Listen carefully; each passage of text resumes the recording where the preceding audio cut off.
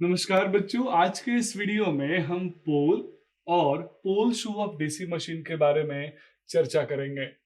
बच्चों, सबसे पहला क्वेश्चन है कि पोल कोर या पोल शू है कहाँ, कहाँ लगाते हैं, क्यों लगाते हैं और इसका पर्पस क्या है। तो बच्चों, पोल कोर या पोल शू यहाँ मैं फील्ड सिस्टम यानी मैग्नेटिक फ्रेम या योक के रिस्पेक्ट में बात कर रहा हूँ। ऐसे हम नॉर्मली पोल या पोल शू तो हम आर्मेचर में भी डेवलप करते हैं, अदर मशीन्स में भी डेवलप करते हैं, लेकिन यहाँ मैं मैग्नेटिक सिस्टम डीसी मशीन में मैग्नेटिक फ्रेम या योक में जो हम फील्ड सिस्टम के लिए पोल्स लगाते हैं, that is called pole core और पोल शू।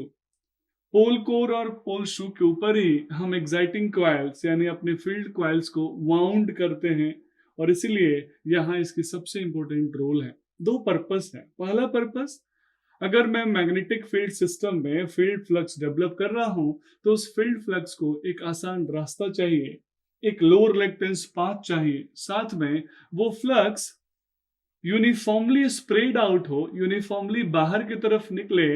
इसके लिए मुझे एक ऐसा प्रॉपर शेप भी चाहिए, और पोल कोर या पोल शू इन दोनों काम में एक्सपर्ट है, इन दोनों काम के लिए बनाया गया है। वो लो रिलेक्टेंस पाथ भी प्रोवाइड करता है ताकि मैग्नेटिक फ्लक्स को लो रिलेक्टेंस पाथ मिलने से ज्यादा अमाउंट ऑफ फ्लक्स इस लार्जर क्रॉस सेक्शन एरिया में डेवलप हो सके। साथ में एक और क्वेश्चन यहाँ बनता है कि इसको हम पोल शू क्यों बोलते हैं। बच्चों, शू जो आप जूता पहनते हैं, जो शूज पहनते हैं, अगर आप उसका बैक देखेंगे, बैक शोल देखेंगे, तो जो बैक शोल का शेप है, जो आर्क उसका कर्व है, जो आर्क है, वैसा ही कर्व हम पोल के फ्रंट यानी पोल शू को डेवलप करते हैं। और उसके पीछे बहुत सिंपल सा रीजन है, वो है यूनिफॉर्मली फ्लक्स को डिस्ट्रीब्यूट करना। तो पोल शू यूनिफॉर्मली फ्लक्स को डिस्ट्रीब्यूट कर सके, इसीलिए उसका आर्क हम वाइडर रखते हैं और आर्क हम वैसा ही रखते हैं जैसे हमारा शू का आर्क होता है, और इसीलिए हमने इसका नाम रख दिया पोल शू।